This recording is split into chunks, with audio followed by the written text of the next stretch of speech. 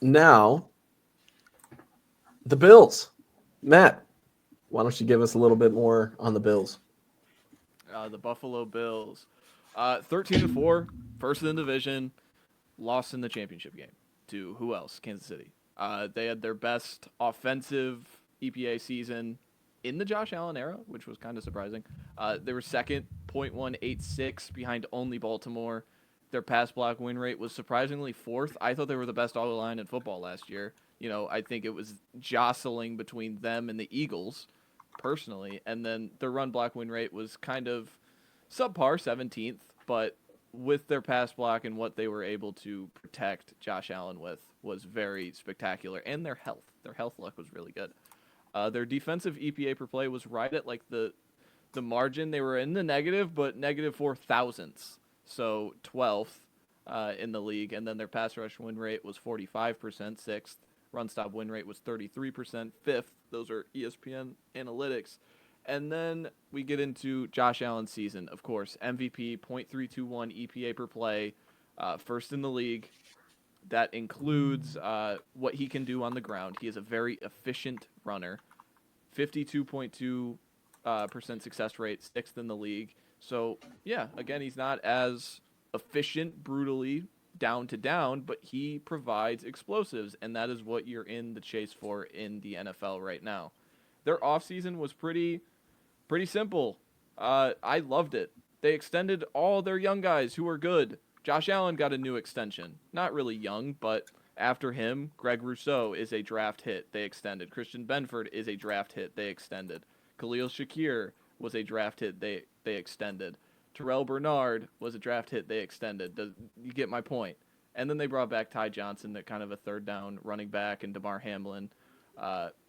Those contracts all will age pretty well. I think they all attached void years with most of them, so we'll see how those kind of shape out. And then their free agency, they kind of like they brought in Joey Bosa. They swapped out Von Miller for Joey Bosa.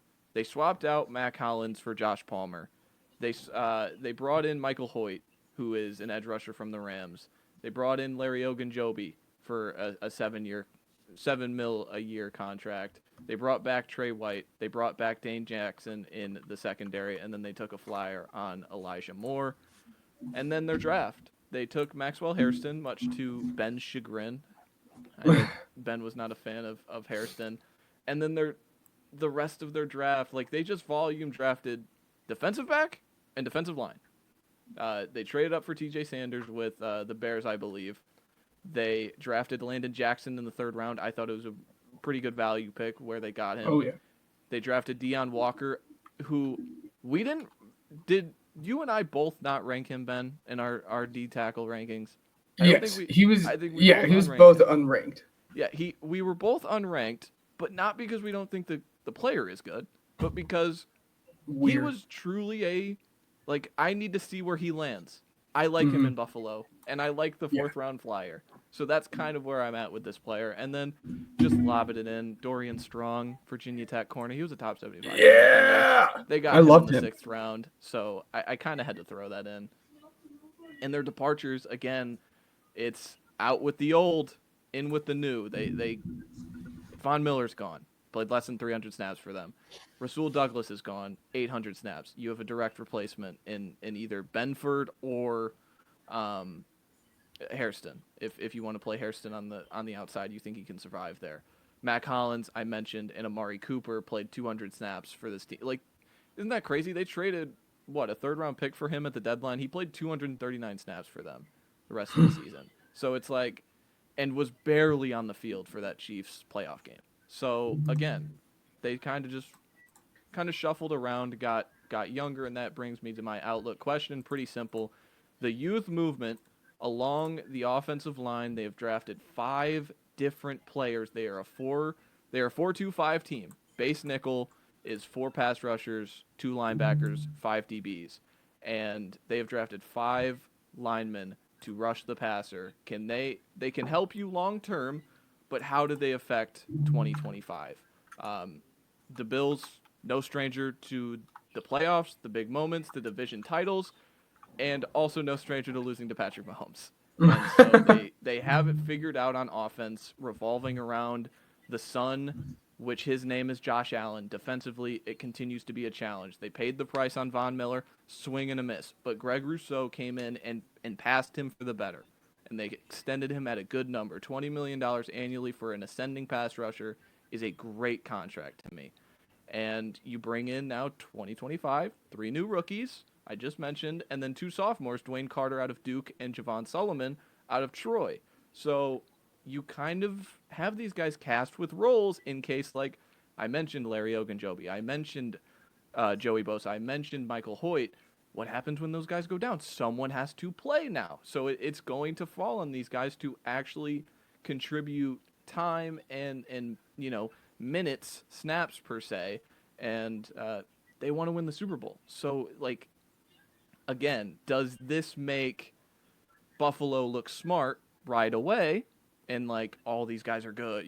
We have 2 guys we found in this draft who are really good. Or does it take some time? And, like, you're relying in January on Larry Ogunjobi to actually play meaningful and play a lot for you. So that is where we're at with them. They're championship or bust. They're a hard team to really create a question around. They have the MVP of their league, the reigning MVP of the league. It's hard to create a question, but if they want to win a Super Bowl, they're following the Philadelphia Eagles model of depth in the defensive line room. Well, speaking of following the Philadelphia Eagles model, I mean, my question, my season outlook question for them is, can they learn how to properly do the tush push? And then can they learn to not complain about it if it doesn't freaking work? Yeah. I'm sorry. I just had to take that jab. It was a first down, man. It was a first down. Oh gosh, guys, he is having flashbacks. I cannot describe in words to y'all how mad Ryan, like that, like even considering everything that had happened with the Bears, like that is the most mad I've ever seen Ryan be about football. It was absurd. It was top 3 moment, like angry moment for Ryan with the boys ever, like ever. I think it's top 1, but that's. I don't think so. Do you not remember the Bears crash out with what was it? Feely, Dan Feely. But how far, sorry. like to kind of zoom out a second, how far this team has come from 1 year? Do you remember how we were discussing this Bills team? I know how I was discussing them. I know you were, but just like the media as a whole, how the Bills were getting talked about. And like me and Ryan were kind of like, we were kind of right there with them. We were kind of skeptics on this Bills team. And here we are now, 1 tush push away from them being in the Super Bowl and them having the league MVP. So that matchup would have been so much better, man. I don't care what anybody says. Like, dude, Bills Eagles, man. Like, guys, I apologize. I can of worms over here. Oh my god. Let me just ask my season outlook question. We'll get started with this. So your top 3 receivers, right? Khalil Shakur, Keon Coleman, Josh Palmer, and then you've got Elijah Moore, Curtis Samuel, Laviska Shenault. I'm going to say that my prediction for this team is that they're going to take a flyer on another wide receiver, whether it, be maybe another chance on Amari Cooper or, I think the right move would be Keenan Allen. I think that despite the fact that he's not wide receiver 1 material for anybody right now, otherwise he would have been off the market. I think that he adds chain mover, the ability to be a chain mover rather. Options. Yeah, for Josh Allen. So instead of having Josh Palmer as your wide receiver 3, right? Like have Keenan Allen be that guy. You know what I mean? I wouldn't recommend him in the outside, of your offense, but maybe more so like take him into the slot role to where you have like him and Shakur and the slot, and then you've got like Coleman, on the left or right, and maybe another deep option on the opposite side of him. Like if you're doing some kind of spread offense, You know what I mean? And you've got maybe a tight end that you can fit in somewhere as well. But like, if that's the thing that you want, I would feel so much more comfortable with Keenan Allen being in that offense, especially when you've got a guy like Josh Allen that's getting him the ball. I think Keenan Allen, I'm taking last year as kind of like a throwaway year for him. He still had a couple good games. I mean, against Minnesota, which I would say is a decent defense, 86 yards after 9 catches. Detroit, 73 yards on 5 catches. He had touchdowns in each of those. 1 against Minnesota, 2 against Detroit. 82 against Minnesota in the next matchup that they had, and then 141 against Detroit in the next matchup. Again, touchdowns in both. Like these are playoff teams that he was playing against. I'm saying, he's not going to produce like he used to by any means. And yes, I may be a little bit biased because I've been a Keenan Allen fan since before he was a Chicago Bear. But like at the end of the day, wide receiver 2, wide receiver 3, like I know you have a lot invested in Keon Coleman, but like, I would think, hey, if Keenan Allen's willing to play with us to try and get him on a Super Bowl winning roster, like before he retires, why not toss him like 10 or 11 million dollars and be like, hey, No. I'm doing it. No. I'm doing it. And just saying, hey, like here's a 1 year, one-off contract. And if it doesn't work out, you know what I mean? Maybe not make the guarantees as high, but you know what I'm saying? Like cut him if it doesn't work. But you know what I mean? Like we'll see what happens. And it is what it is. But that's where I'm at with it. And I think it would be a lot of fun if that's the scenario that, ends up happening. Keenan Allen will be on a team, by the way. It's all a matter of just where he wants to go. So, Yeah. Into the wide receiver stuff, I think just like from an organizational standpoint, you will hope that Keon can make that jump into being that number one wide receiver. I mean, I was a Keon Coleman fan coming out of college, if you guys remember. So, like, I was high on him, and he kind of, I mean, he might just need more time to develop a little bit. That's my thing. I don't like. I wouldn't want Keenan Allen to get in the way of this. I really wouldn't. Yes. I think that it would open up more opportunities with him. I mean, look at what Rome was able to do in his first year, give or take. I think that Rome was the better receiver, but my thing is like when you've got a veteran like that in the locker room, you know what I mean? That absolutely helps when it comes to a player's development, even if it's just a one-off. Yeah. I know. You hope that he takes that step up. I think he will. He was basically a first-round pick. I mean, obviously he wasn't, but he was basically a first-round pick at that point. You hope he takes that step up, and if he does it, those conversations, we won't be having that same conversation. So I think so much of that pass catching, or I guess wide receiver, because they have 2 good tight ends, but that wide receiver concern can hopefully be alleviated if Keon can take that step up. He had 550 yards. Maybe he can get 800 or 900 this year. So, yeah. Without further ado, let's go ahead and dive into the schedule, though. We're just going to go row by row. One more mini question. Yeah. Like, I didn't mention it, but like, is James Cook going to get paid? Probably not. Right? I think he gets traded. Because they didn't I don't think they can trade him because he's like, you're in the midst of a Super Bowl run. You can't really just like limit your options and say, all right, Ray Davis, you're getting 20 touches now. But like, it's interesting that I mentioned like all their young guys got extended outside of him, and he's around. Like he's at the mandatory camps and everything, and it's because he's on a rookie contract. He doesn't want to get fined. But yeah, that's just an interesting pseudo question that they're walking into, and I don't think there's a way they can pay him because he's a running back. If I had to guess, I think he gets paid and I think he stays with the Bills, but I don't think it'll be for the contract that he thinks he's going to get. What did Jonathan Taylor get? Remember this was a Jonathan Taylor thing and then he got signed mid-season. Yes. Yeah, well, and that's what I think it's going to come down to. Is like he'll get paid, he'll stay with the Bills. It's not going to be for the $20 million he claims he's going to get. And that he's kind of toting around, being kind of, a begrudging about, but I think he'll stay. So, are we ready to go row by row, boys? Yep. Let's get it. All right, cool. So, Just doing top row, middle row, bottom row. Week 1 against the Ravens, I'm going to have them lose, and then they're going to win the rest of this top row. Jets, Dolphins, Saints, Patriots, Falcons. So overall 5-1 for this top row. Matt? I'll do you one better. I have them 6-0 going into the bye. See, this Ravens defense is so tough, but Ben, what you think? Yes. So I have them going 4-2 in this stretch. No, I have them actually going 3-3 in this stretch. I have them losing to the Ravens. I'm kind of that same mindset that you are, Ryan. I just think this Ravens defense is just so very good. They're built I have to them. win now, yeah.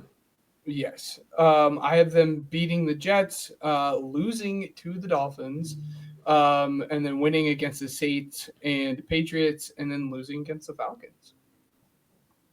Second row, I have them beating the Panthers, beating the Chiefs, beating the Dolphins, beating the Bucks, and then beating the Texans. Yeah, you know. I have them beating Carolina. I have them winning their annual regular season matchup against the Chiefs. I have them beating the Miami Dolphins. I have them beating the Tampa Bay Buccaneers, and they will go into Monday Night Football, or is that Thursday Night Football? Thursday Night Football, 10-0, and they will lose to the Texans on the road. There you go. I'm gonna make it easy. I'm gonna have them win these 5 games against the Panthers, Chiefs, Dolphins, Bucks, and Texans. But it's funny that you made that comment about the Chiefs because that's exactly what I was thinking when I did my schedule prediction. I'm like, this is the yearly. They beat the Chiefs. This is our year. Let's do it again. Let's do it in the playoffs. So my head was the same exact space that you were. Bottom row, I'm gonna make this easy on you. They're winning every single one of these games except for the Eagles and Jets games to end the season, because at that point they would have already locked the division down. I don't even think that they. I mean, that yeah, has sure. You finishing that with an undefeated road record, if I'm not mistaken, Ryan. Blue, yes, yep, they're undefeated on the road. It's pretty cool. But yeah, so at the end of it, they will lose 3 games in my prediction. So I have them at 14-3. Wow. I have them beating Pittsburgh. I have them losing to Cincinnati. I have them beating both New England and Cleveland. I have them losing to Philly. I have them beating the New York Jets. Me and Ryan are lockstep, 14-3. Wow. Yep. Nice. There you go. I have them beating the Steelers, losing to the Bengals, beating the Patriots, Browns, and Eagles. That hurts to say. And then I have them losing to the Jets, kind of the same mindset that you have. They'll have the division locked up. But I'm a little bit lower than you guys, but I still think they're going to be a great team. They're going to be 12-5 for me. And if you look at kind of the schedule as a whole, I kind of told you guys this the other day. They lucked out. Their 4 kind of like tough games that they have are all home games against the Ravens, Chiefs, Bengals, and Eagles. Like that you cannot ask for a better schedule when it comes to playing these tough teams. They lucked out. I have them again 12-5, which is weird saying I'm the low man on them, but here we are. Also, I just want to throw in. I don't know if you guys have it off the top of your heads. What did you guys have the Chiefs going? Because this is where we get into, could week 9 be a battle for the 1 seed? Because for me it is. I have the Kansas City Chiefs finishing 13-4 compared to the Bills 14-3. So that is literally a 1 seed matchup, and quite frankly, maybe the Baltimore one is too. Who knows? We haven't done the Ravens yet, but I just wanted to ask you guys. I think I think Baltimore takes it. I think Baltimore's the number 1. And that's crazy knowing you have them losing to Baltimore, right? So I do think that tiebreaker. The tiebreaker is week 1. Yeah, that's when it matters. This is meaningful football. In week 1, we are absolutely privileged for that first week, man. That first slate is, oh god, it's gonna be so good. Yeah. All right. Yeah. So it is going to be great. I don't know what I have the Chiefs going yet, but it's going to be close. I think I'll have the Ravens probably be the team coming out of the AFC, at least from the regular season here. But I mean, those top 3 teams are going to be an absolute battle, and it's going to be decided by a half game. It's going to be ridiculous. Yeah. So that wraps it up for our Bills schedule predictions. Just kind of recapping. Their over-under was 11.5, by the way. Major juice. Oh, on the take over. that. Minus 160 though. So it's like, I would more predict them. Let me find it. What is their division bet? I mean, they're probably minus money to win the division.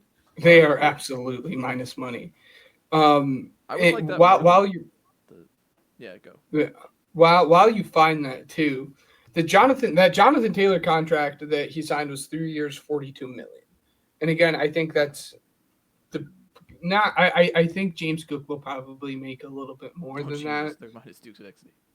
Yeah, but I think James Cook will be making more than 3 years, 42. But I think that's going to be, like you said, right, kind of in the wheelhouse of what it's going to get halfway through the season. He's going to sign that contract. It's going to be for less money than what people thought, but he's still going to be making good money. Do you think he desires like a short term, like give me 2 years, 30 kind of thing? I think if he doesn't get the money that he wants, if he doesn't get like the $20 million that he wants, which he won't, I think he'll probably do a shorter term contract. Yeah, like a 2 year. 20 million that's kind of ridiculous. Yeah. So that wraps it up for the Bills schedule prediction.